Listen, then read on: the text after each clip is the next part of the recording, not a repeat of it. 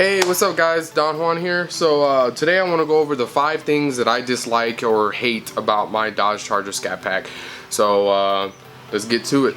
Well, item number 1 that I dislike about my ScatPack is, like most ScatPack owners, is going to be the MDS system, the cylinder cut. I understand the principle about it, but I wish you could turn it off in city driving. Highway driving, it doesn't bother me. It doesn't like kick on and off too much, but in the city it'll kick on and off all the time, and it feels like you have like a power. It gets kind of annoying. It can be kind of loud sometimes when it kicks on.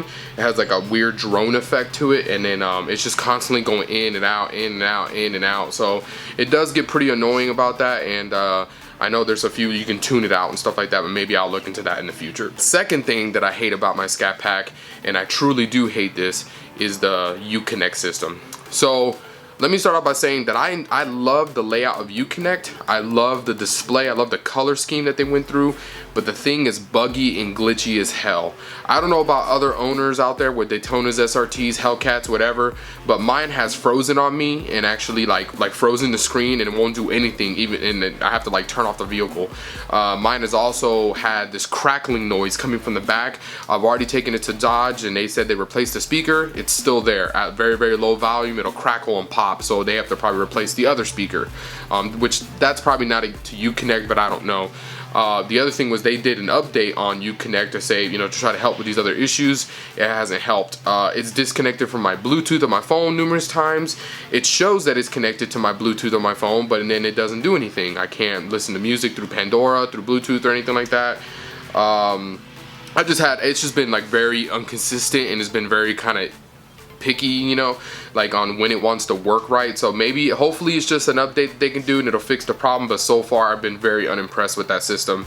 And the other thing was, I found out the other day that I guess after a certain amount of time you have to start paying for it, which I think is like 5 years, which is kind of like, you know, you spent so much money, why do you have to pay for this? But I haven't really looked into what you're paying for. Like, I don't know if they're gonna make you pay for the whole system just to use it in general, or if it's just for specific things. So yeah, but that's pretty much how I feel about the UConnect so far. Third item is going to be the Dodge's paint quality and quality control issues. I know I've run into other YouTubers before, especially the ones with the early model 2015 B5 Blue, where they had like paint quality issues, but I'm already having those problems too. I can see certain areas that are not fully coveraged. I can see certain areas that have already chipped for no apparent reason. They're not even an area where rock chips should be happening. It just seems like the whole prepping stage and the painting application stage at Dodge is really not that great. I've seen some fisheye issues in certain areas and stuff. Luckily my car wasn't too bad, but later on, you know, after I redo the ceramic coating later on, you know, I'm gonna have to try to get all that stuff repaired and polished out and stuff like that before I reapply it. But I feel with the amount of money that you're spending, like if you spend $40,000 on a European market or something else, you're gonna get a lot better paint quality, and you're gonna get a lot better just quality in general. So it's just kind of sad that that's what it's come down to. I mean, it's not horrible, but it's not like what it should be, in my opinion. The fourth thing for me is also going to be exterior, which is going to be the body gaps. So I noticed that the body gaps on this car are pretty uneven, and I noticed a few other YouTubers mentioning the same thing. Again, spending $40,000, this should be something that should be quality controlled like no problem. They should be able to make sure the body gaps line up, and you can actually see it right here. Let me see if I can get you guys. So you can see the body gap right here on the back door. Seems pretty clean, everything seems nice. Then we move on to the middle. This was not too bad. It's a little bit bigger right here on the top compared to the rear door, but still pretty close. Then you move to the fender, and the body gap just got bigger.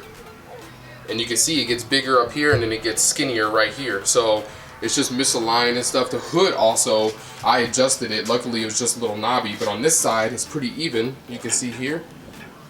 But on the other side, let me see. And I've actually adjusted the little knobby. On the other side, you can see it's a little bit below.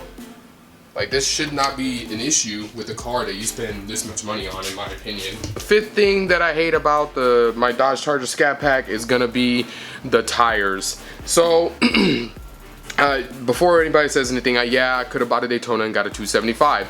I feel that these cars should come with at least a minimum of a 285 or a 295 in the back. And like I feel like a Daytona ScatPack and an SRT should come with like 285 or 295 maybe. I know that's kind of pushing it, because 295 for a 20 is kind of an oddball, but 285 is out there, no problem. Instead of the 275s like the SRT and Hellcats come with, then I think the Hellcat should get either a 295 or a 305 in the back from the factory.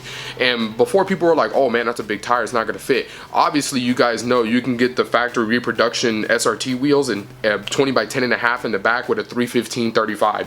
So a 305 or a 315 in the back of a Hellcat should be no problem. They just could have made a set of 10.5s for the back and left the fronts 9.5s. But instead, what they were doing is being cheap, because instead of having to make two different kind of wheels for different sizes and have two different kind of tires from the factory, what they did was they have all the same wheel size so that you could rotate your tires, and then they're all the same size, so it's cheaper and it's easier to deal with. I think that's kind of so-so in my opinion. I'm not gonna hate on Dodge too much. Some people love to rotate their tires, because I know some people who are like, oh no, I'm gonna run 275s all the way around because they want to be able to rotate. Hey, more power to you.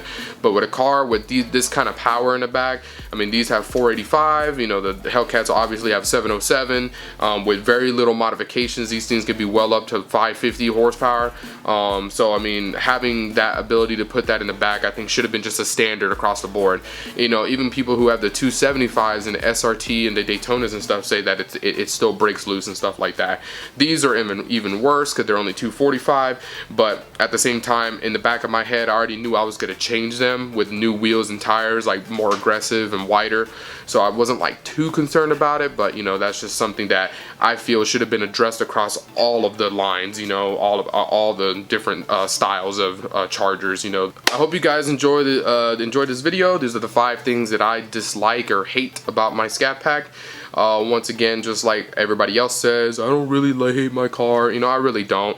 It's just I think this is more not the car, but there's some of my things that I picked was more issues with Dodge. You know, in a sense of quality control problems. You know, exterior paint issues. I mean, this could be on a ScatPack. It could be on a Hellcat. It could be on a Durango. It could, you know, like they could have the same problems across all of their lines. So but realistically, I couldn't really find anything that I really hated about my ScatPack. I really love this car. It's been an amazing car so far. I mean, it drives great and everything. So those things are more just manufacturer issues, and I feel like they still need to be addressed though. So if you guys enjoyed the video, don't forget to hit that thumbs up and that subscribe button down below, and I'll catch you guys on the next one. Peace. Hold on to me.